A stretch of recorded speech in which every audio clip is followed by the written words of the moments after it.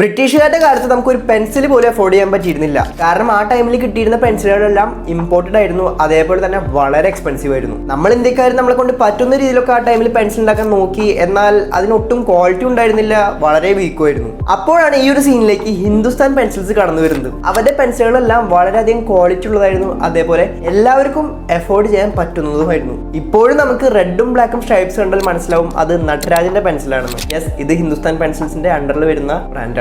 പിന്നീട് കുറച്ച് വർഷങ്ങൾക്ക് ശേഷം അവർ അപ്സര മാർക്കറ്റിലേക്ക് എത്തിച്ചു, പ്രീമിയം കാറ്റഗറി പെൻസിൽസ് ആയിട്ട്. അപ്സര പെൻസിൽ മാർക്കറ്റിലേക്ക് എത്തിച്ചത് എഴുതാൻ കുറച്ചും കൂടി സിമ്പിൾ ആക്കാൻ വേണ്ടിയിട്ടായിരുന്നു കുട്ടികൾക്ക്. കാരണം നമുക്കറിയാം, ചെറുപ്പത്തിൽ ഈ പെൻസിൽ പിടിച്ച് എഴുതാൻ അത്യാവശ്യം ബുദ്ധിമുട്ടാണ്. ഇപ്പോഴും കുട്ടികളുടെ ക്രിയേറ്റിവിറ്റി കൂട്ടാൻ വേണ്ടിയിട്ട് ഹിന്ദുസ്ഥാൻ പെൻസിൽസ് ഒരുപാട് ഇന്നോവേഷൻസ് നടത്തുന്നുണ്ട്. കൂടാതെ ലെഫ്റ്റ് ഹാൻഡഡ് സ്റ്റുഡൻസിന് യൂസ് ചെയ്യാൻ വേണ്ടി ലെഫ്റ്റ് ഹാൻഡഡ് ഷാർപ്നേഴ്സും ഇവർ മാർക്കറ്റിലേക്ക് എത്തിച്ചിട്ടുണ്ട്, സ്പെഷ്യൽ ഗ്രിപ്പോടും സ്പെഷ്യൽ ആംഗിൾ ബ്ലേഡോടും കൂടിയിട്ടുള്ളത്. സോ നിങ്ങൾ ചെറുപ്പത്തിൽ യൂസ് ചെയ്തിരുന്ന പെൻസിൽ ബ്രാൻഡ് കമന്റ് ബോക്സിൽ മെൻഷൻ ചെയ്യാൻ മറക്കണ്ട. കൂടുതൽ ബിസിനസ് റിലേറ്റഡ് വീഡിയോസിനായിട്ട് ഇൻഡസ്ട്രി ഫോളോ ചെയ്യാം.